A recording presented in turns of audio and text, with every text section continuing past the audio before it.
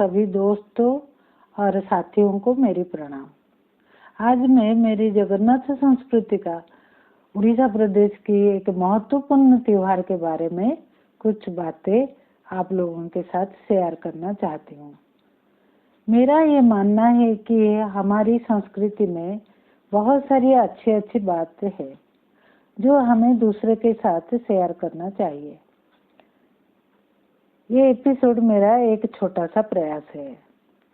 आज मैं प्रथमाष्टमी त्योहार के बारे में बताऊंगी, सुनिए। पहली बात, प्रथमाष्टमी 2 शब्दों में बनता है। प्रथम मतलब पहला, अष्टमी मतलब अष्टमी तिथि, जो कार्तिक पूनम के 8 दिन के बाद आता है। दूसरी बात, प्रथमाष्टमी की क्या क्या महत्व है। ये त्योहार मार्गशीर्ष महीने की अष्टमी तिथि में मनाया जाता है।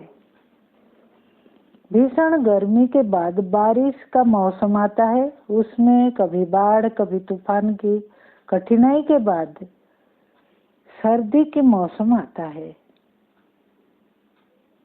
थोड़ा थोड़ा सर्दी के ये वातावरण बहुत शांत हो जाता है। इसीलिए भगवान श्री कृष्ण भी गीता में अर्जुनों को विश्वरूप दर्शन के समय कहते हैं, महीनों में मैं मार्गशीर्ष महीना हूँ। हमारा उड़ीसा प्रदेश एक कृषि प्रधान देश है।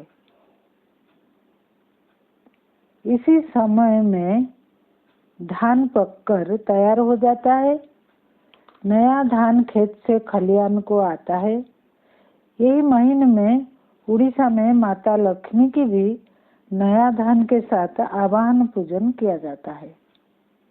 नया चावल से पकवान बना के उनको प्रसाद में चढ़ाया जाता है। और यही प्रथमाष्टमी को भी नया चावल से प्रसाद बना के भगवान को पहले अर्पण करके लोग खाने की शुरुआत करते हैं। ये त्योहार में घर की पहला संतान को भी पूजा किया जाता है। जब बच्चा हो या बच्ची हो 1 साल का हो जाता है, उसके बाद जो प्रथमाष्टमी आता है उसको उसी दिन सुबह सुबह स्नान करा के नया कपड़ा पहना के उसका तिलक कराते हैं, आरती उतारते हैं और उनको भोग प्रसाद खिलाते हैं। उसी के बाद यही विधि चलता रहता है। और बारिश की वजह से 4 महीना चतुर्मासा जो होता है, कुछ काम बंद रहता है। जैसे कि गोबर की कंडी बनाना, बड़ियाँ बनाना, वो सब भी उसी दिन शुरू करते हैं, पूजा करते हैं।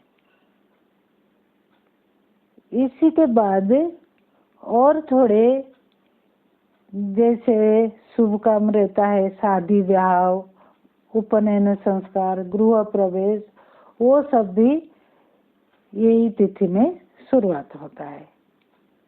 यही महीने में जब धान खलियान से घर को आता है, उसके बाद सब्जी, फूल, फल बहुत सारा खेतों में भी होता है।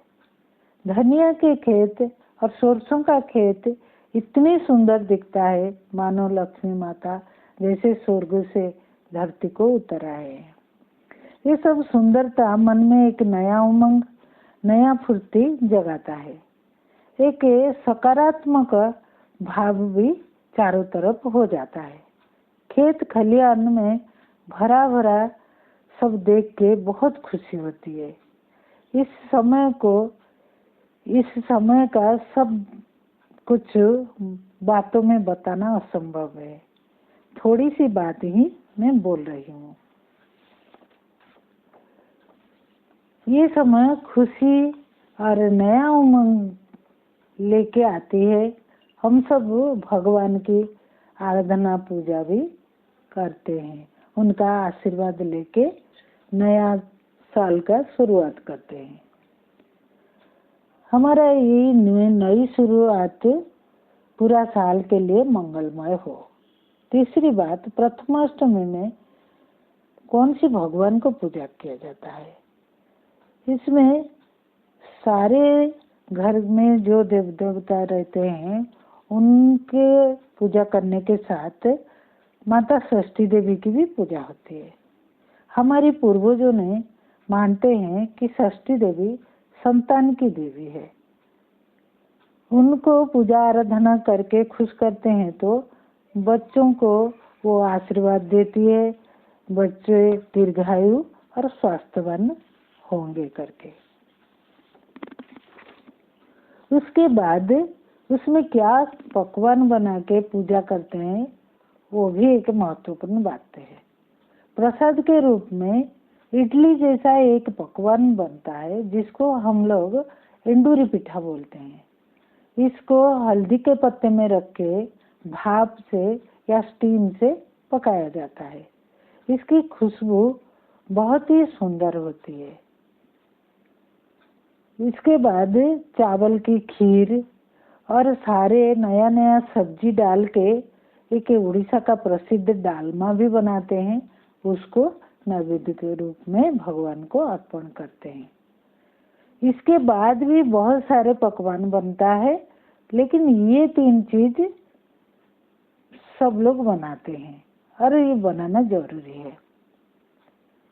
मैं आशा करती हूँ कि मेरी ये छोटा सा प्रयास आप सभी को कुछ नया सीखने को मिलेगा। ये त्योहार बाकी सब त्योहार की तरह हमें उस घर के पास ले जाता है जिसे हम दूर है। ये त्योहार से हमारी बहुत सारी यादें जुड़ी रहती है। उन पलों को याद करके इस खूबसूरत त्योहार को मनाते हैं। मैं आशा करती हूँ कि ये सुंदर मौसम और ये त्योहार आप सबके लिए बहुत सारी खुशियाँ समृद्धि लाए। हमारा ये प्रयास होना चाहिए कि हम हमारी अपनी परिस्थिति में जितना हो सके उतना करें और खुश रहने का कोशिश करें। मुझे सुनने के लिए बहुत बहुत धन्यवाद। नमस्कार।